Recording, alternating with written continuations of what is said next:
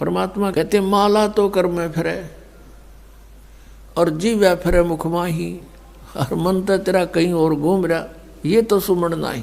108 मंत्र आपको बताए जाते हैं, ज़्यादा भी कर सकते हो कोई बात नहीं, और किसी दिन कम भी रह जाता चिंतित नहीं होना चाहिए, क्योंकि परमात्मा को पता है काल ने यू एजेंट छोड़ रखा मन कि यू भक्ति ना करने दे तुमने। लेकिन कुछ दिनों के बाद आत्मा इस पे प्रभावी ऐवी हो जाएगी और बैठ के इस पे भजन कराया करेगी। फिर श्वास का मंत्र आ जाता है, ये मन भागता है, फिर थोड़ी देर पाछा फिर चेतन हो जाए, फिर करे, तो ऐसे करता रहे, ऐसे अभ्यास बनेगा इसका, ऐसे ही चलता है। और कुछ दिनों के बाद आपको रात्रि में भी, स्वप्न में भी आपका सिमरण शुरू हो जाया करेगा, सोते सोते सोते सोते श्वास उश्वास से। और एक श्वास उश्वास की इतनी कीमत है सतनाम की, 2 अक्षर की, और तीसरे का तो कहना है कि सार नाम तो वो तो एक का जपया हुआ घना काम करते हैं। तो इतने धनी बन जाओगे आप इस भक्ति से। ये भक्ति और फिर आशा, आशा यहाँ के नहीं रखे, जरा अंत में आपकी इच्छा, किसी बेटे या बेटी में, कार या कोठी में, पोते या पोती में, किसी प्रकार देवता या देवती में, किसी भी सतिथि में। मान लीजिए आप वृद्ध होगे और उधर से आपकी बेटी विधवा होगी, तो आपके साथ काल नहीं हो और एक जाल कर, बेटी वही विधवा होगी जो नाम तो दूर होगी। अगर बेटी भी नाम ले रही होगी तो नहीं हो सकती उकचुक, गारंटीड बात है। और ऐसा हो जाता है तो फिर आपके मन में काल पैदा करेगा प्रेरणा, बता क्या होगा बेटी का, क्या होगा बेटी का। वह बेटी महात्मा रह जाएगी, फिर वहीं की से पशु बनकर वहीं फिर हल खींच रहा होगा। एक किसान था, परमात्मा की आत्मा था, कहते हैं जो जन मेरी शरण है। पुणात्मा आप समझोगे, क्योंकि बालक नहीं बुद्धिमान समाज है आज मानो। किसी का बालक बिगड़ जाए, बेटा या बेटी, उस माता पिता से पूछ कर देखो वो कितना दुखी रहता। सपने में भी उसको ये चिंता बनी रहती है कि किस प्रकार मेरा बच्चा फिर से लाइन पकड़ जाए, उसके लिए कितना दुखी होता है। और हम उस परम पिता के बच्चे, उसी के बेटे का फंस गए। अब ये हमारी रेल बना रहा है सबकी, ब्रांड मैट्रिक रखी यहाँ पर, ले लिए इंडिया हमने इसके साथ आकर के।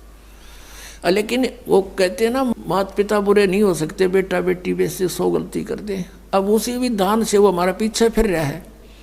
परमात्मा कहते हैं कि जो जन मेरी शरण है, एक बार भी किसी युग में ये भोली आत्मा मालिक से टच होगी, कभी उसके भेजे हुए दास से कभी उपदेश ले लिया, तो फिर वो रह भी गया यहाँ पर, फिर भी मालिक उसके पीछे पीछे फिरता, कभी इसने सद्बुद्धि आ जा, किसी प्रकार फिर से ये लाइन पकड़ दे। तो ऐसा ही एक किसान था।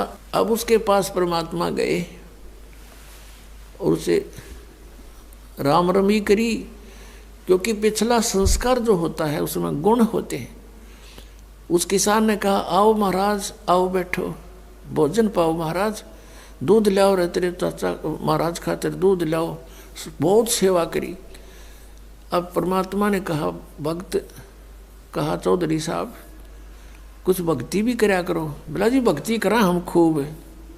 क्या करते हो? शिव जी भगवान का जल चढ़ा दिया और श्याम जी की पूजा करते हैं। 8 ने पूड़े तार लिया, 2 ने खीर बना ले, और कभी कभी गंगा स्नान भी करके आते हैं। तो परमात्मा लगे उन्हें समझान, काफ़ी देर तक सत्संग किया, समझाया। अब पुण्यात्मा थी, काफ़ी प्रेरित हुआ। अक महाराज बात तो सच्ची कहो तुम, कहा फिर उपदेश ले लो भाई। अकना अभी नहीं, अभी तो बालक छोटे छोटे हैं, इनको कुछ इनकी विवाह कर दूं और ये काम संभालने जोगे हो जाए महाराज जी, फिर पक्का नाम ले लूँगा। परमात्मा चले गए, साधु रूप में थे। बालक भी विवाह कर दिया बच्चों का, वो सारा कारोबार भी संभाल रहे हैं और पोता पोती भी हो रहे हैं। तब परमात्मा गए, अक भाई भगत अब तो आजा मेरी शरण में, ने बोला महाराज जी तू अच्छा पीछे पड़ा, मेरे छोटे छोटे पोता पोती हैं, बच्चे खेतों में काम करें, इन बालका ने कौन खिलावेगा। इब नहीं माड़े ये बालक ठीक हो जाने दे, पोते पोती माड़े बड़े हो जा थोड़े से, फिर आना। अब वो फिर गए परमात्मा, 5-7 वर्ष के बाद बूढ़े की टिकट कटी पाई, वो मर लिया। अब क्या देखा कि वही व्यक्ति अपने ही घर में बैल बनकर आ रहा है और पुत्र उसने हड़ में जोड़ रहे। वहां पहुंचे परमात्मा। अब वो बच्चे जाने थे महाराज को कि आओ महाराज जी आगे। कहा गया भाई, बोला भाई डटिए, एक दो बात कर लो तेरे पिताजी तय। वो बच्चा बोला जी पिताजी की तो मृत्यु हो ली। बोला भाई, वो परमात्मा बोले मुझे मालूम है। अब उस बैल के पास गया, कान में कुछ मंत्र से बोले। वो उसने तो मंत्र लागे थे, परमात्मा उसकी भाषा में बोल रहा था। तो बैल ने अंदर से बोल तो वो नहीं सके था, अंदर की भाषा भी जानते हैं मालिक। अब उसने कहा बाबा, परमात्मा ने कहा रहा ईब तो आ जा मेरी शरण में, तेरा यू शरीर छुटवा दूंगा यहीं पर और तुझे मनुष्य जन्म दिवा दूंगा। तेनों क्या महाराज जी तू जा अपना काम करे। अब मेरी जगह पे कोई और बैल आ गया और काम ठीक ना करेगा तो मेरे बड़का का टोटा नहीं हो जाएगा। अब परमात्मा चले गए, भाई ठीक है। कुछ दिनों के बाद क्या हो गया कि वो बैल वाला शरीर भी छूटना ही था, कभी ना कभी मृत्यु होगी। फिर वो बन गया सर्प। अब सांप बनकर इसको याद आती है कि कुछ पैसे जब दबा रखे हैं मैंने, धन पहले जमीन में छुपा दिया करते, चोरी के डरते हैं। चांदी के सिक्के, सोने के जेवरात, आभूषण जमीन में दाब दिया करते। बूढ़ा मर जा बतान पावे को नहीं, फिर वो सर्प बन के आया करे ना, रह गए उड़ा जो कहे हमारा सर्प आवे है। वो सर्प थारा है कि में लग गया होगा पिछला संस्कारी को, दाब रहा होगा 500-200 रुपये की तक गुण में, उन्हें ढूंढता फिर आई। अब वो सर्प बन के आ गया।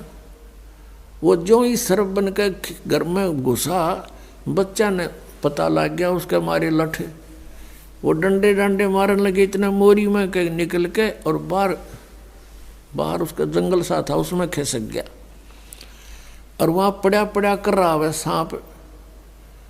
अच्छे डंडे लाग रहे, उसकी सांकड़ी गई टूट। तो परमात्मा आए और वहाँ बैठ के ने बोले सुना भगती अब केस ला तेरी। ने बोला जी ले लो शरण में। ने बोला वह शरण मत आया पर सांकड़ी तोड़वा का आया। तो अब परमात्मा कहते हैं जहाँ आसाता बासा हुई और मन कर्म वचन सुमरियो सोई। 8वें अध्याय के प्रथम मंत्र में गीता ज्ञानदाता से अर्जुन ने पूछा कि प्रभु आपने जो 7वें अध्याय के 29वें श्लोक में जिस तत्परम के बारे में, अध्यात्म ज्ञान के बारे में, सभी कर्मों के बारे में जो बताया है कि उसके जानने के बाद प्राणी केवल जरा और मरण से छूटने का ही प्रयत्न करता है। जरा माने बुढ़ापा और मरण माने मृत्यु। ये बुढ़ापा सबसे बड़ा कहर है इस प्राणी के ऊपर, मनुष्य के ऊपर। अपने अपतमाओं कदे बूढ़े बूढ़े घबरा जा, अब घबराइयो ना तुम, क्योंकि ईब मालिक का नाम लिए पाछे आपको इतना सारा मिलेगा, सत्कर मान लियो, आपको पता भी नहीं चलेगा ये बुढ़ापा है या आप युवा हो। दिखण में बुढ़ापा होगा लेकिन कष्ट नहीं आने देगा दाता, और थोड़ा बहुत आता